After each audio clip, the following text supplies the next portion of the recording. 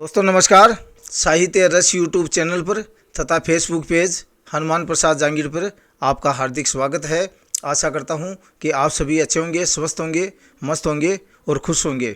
आज मैं आपको जगत गुरु आदि भगवान शंकराचार्य द्वारा रचित एक प्रसिद्ध धार्मिक पुस्तक यथा मणिरत्नम, जिसे प्रश्नोत्तरी भी कहते हैं, उसका एक बहुत ही शानदार श्लोक सुनाऊंगा जो काफ़ी मोटिवेशनल है, स्पिरिचुअल एंगल से काफ़ी इंस्पिरेशनल है और इस श्लोक से हमें काफ़ी कुछ सीखने को मिलेगा। इसलिए वीडियो पूरा देखना, बीच में स्किप मत करना। तो श्लोक में शिष्य अपने गुरु शंकराचार्य जी से 4 प्रश्न पूछता है और चारों प्रश्नों का जवाब है वो शंकराचार्य जी आध्यात्मिक ढंग से बड़ा सटीक जवाब देते हैं। पहला प्रश्न है कि पोसो ही कोयो ममता विदाने, अर्थात बंधन क्या है? तो शंकराचार्य जी कहते हैं ममता ही बंधन है। अर्थात बंधन वही है जिसका नाम ममता है। सम्मोहयतेव सूर्यव का स्त्री का मदिरा के समान मोहित करने वाली क्या है? तो गुरुजी जवाब देते हैं, शंकराचार्य जी शिष्य के इस प्रश्न का जवाब देते हैं कि स्त्री ही मदिरा के समान मोहित करने वाली है, चीज है। क को वा महान दो, का महान अंधा कौन है? का मदना अत्रो यो, अर्थात कामातुर मनुष्य ही महान अंधा है, सबसे बड़ा अंधा है। नेक्स्ट प्रश्न शिष्य शंकराचार्य जी से कहता है का मृत्युश्च को, का मृत्यु कौन है? का वाप यश स्वीकीयम, अर्थात अपयश ही मृत्यु है। तो इस श्लोक में शंकराचार्य जी का शिष्य गुरु शंकराचार्य जी से शंकरा से 4 प्रश्न पूछता है कि बंधन क्या है, मदिरा के समान मोहित करने वाली चीज़ क्या है, महाअंधा कौन है, मृत्यु क्या है। तो पहला प्रश्न का जवाब शंकराचार्य जी देते हैं कि बंधन क्या है, कि ममता ही बंधन है। देखिए ये ममता क्या है, अहम का नाम ही ममता है कि ये मेरा है, ये मैंने किया है, ये मैंने बसाया है, मेरे पीछे ये है, मेरे अलावा कोई नहीं कर सकता। तो ममता नाम है, अहंकार का नाम है। और ये जो तत्व ज्ञान, ब्रह्म ज्ञान, आत्मज्ञान है, भक्ति मार्ग है, आध्यात्मिक मार्ग है, ये आपको इन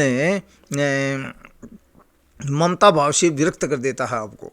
अर्थात वो डायरेक्ट परमपिता परमेश्वर को ही, ब्रह्म को ही अपना सब कुछ मानता है।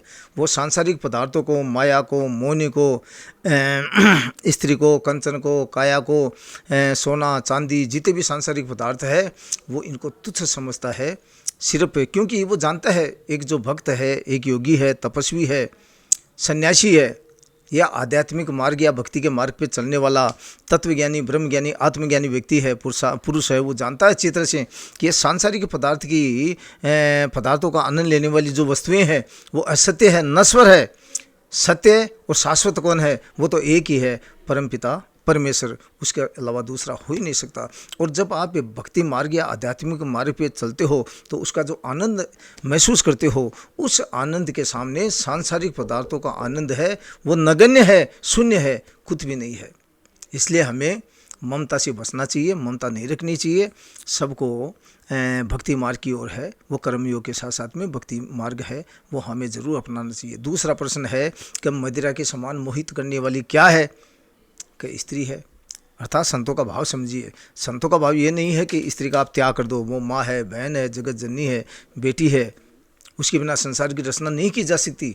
लेकिन हमें विद इन लिमिट से रह के माँ के साथ माँ का, बहन के साथ बहन का, पत्नी के साथ पत्नी का, बेटी के साथ बेटी का व्यवहार है, आचरण है, वो करना ही पड़ेगा। और स्त्री पुरुष को अपनी लिमिट्स में रहने के लिए, अपनी शारीरिक आवश्यकताओं की रति सुख की प्राप्ति के लिए विवाह की व्यवस्था है, वो हमारे समाज में, हमारे धर्म ग्रंथों में की गई है। यदि इसके बाहर कोई व्यक्ति पर स्त्री के साथ गमन करने की इच्छा रखता है, गमन करना तो दूर, गमन की इच्छा रखना भी पाप है हमारे धर्मशास्त्रों के अनुसार और मानवीय एंगल से। इसलिए हमें इन जो सन्यासी होता है, सच्चा सन्यासी होता है, वो स्त्री सुख अर्थात अपने इंद्रियों पर, मन पर पूर्णतया काबू रखता है, क्योंकि भक्ति मार्ग में ये बहुत बड़ी बाधक होती है साहब। तो तीसरा प्रश्न है, शंकराचार्य जी का शिष्य पूछता है कि महाअंधा कौन है? तो गुरुजी शंकराचार्य जी अपने शिष्य को जवाब देते हैं कि कामातुर मनुष्य ही महाअंधा है। क्योंकि अंधा वो व्यक्ति नहीं होता जिसके नेत्र नहीं होते हैं, क्योंकि वो अपने अंतर मन के नेत्रों से सब कुछ देख सकता है। लेकिन जब कामातुर व्यक्ति है ना, वो सबसे बड़ा अंधा होता है, वो कुछ भी नहीं देख सकता। उसे सिर्फ वासना दिखाई देती है, काम वासना दिखाई देती है, उसके अलावा कुछ नहीं दिखा देता। वो यश अपयश से कुछ नहीं डरता है, उसे सिर्फ और सिर्फ काम वासना चाहिए, भोग वासना चाहिए, कुछ भी नहीं चाहिए। जबकि वो अच्छी तरह से जानता है, अंतर्मन से जानता है कि ये सारा बर्बादी का कारण है, विनाश का कारण है, फिर भी वो जानबूझ के अंधे कुएं में गिरकर अपने जीवन को नष्ट करना चाहता है। तो इस कामातुर प्रवृत्ति से बचने का एक ही उपाय है कि हम भक्ति मार्ग को, आध्यात्मिक मार्ग को अपनाएं।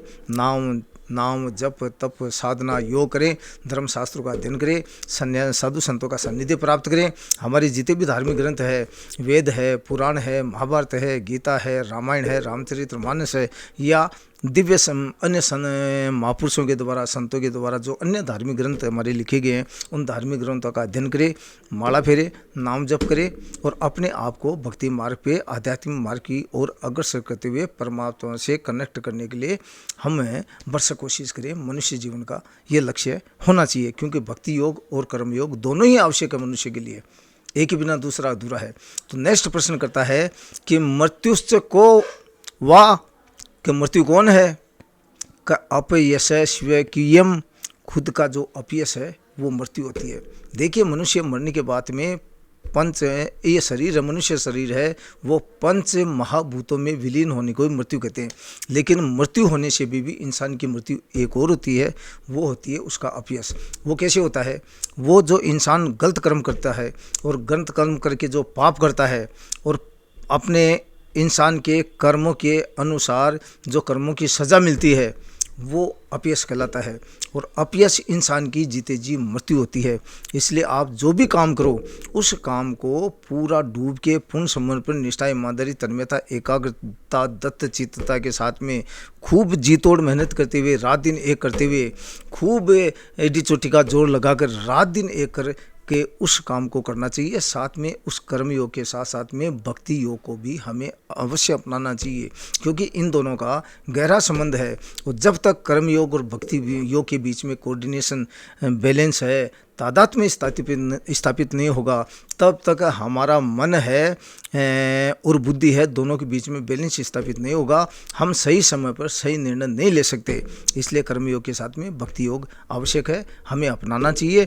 यदि आपको ये वीडियो अच्छा लगे तो इसे लाइक करें, शेयर करें, कमेंट करें और चैनल पर सब्सक्राइब करें तथा फेसबुक पेज हनुमान प्रसाद जंगल पर ज़्यादा से ज़्यादा फॉलो करें। अंत में मैं आप सभी से ये भी आग्रह करना चाहूँगा कि हम सभी सत्कर्म करते हुए, मालिक का नाम लेते हुए, अपने परिवार, समाज और राष्ट्र के प्रति अपने कर्तव्य दायित्व का भली भांति निर्वहन करते हुए, अपने पेशेवर कर्तव्य दायित्व का भी पूर्ण समर्पण, निष्ठा, ईमानदारी, तन्मयता, एकाग्रता, दत्त चित्तता के साथ में निर्वहन करते हुए शांति का जीवन जीते हुए तरक्की के उत्तम आयामों को प्राप्त करें। इसी आशा और विश्वास के साथ में जय हिंद, जय भारत, जय कानून, जय संविधान एंड जय साहित्य। नमस्कार, धन्यवाद।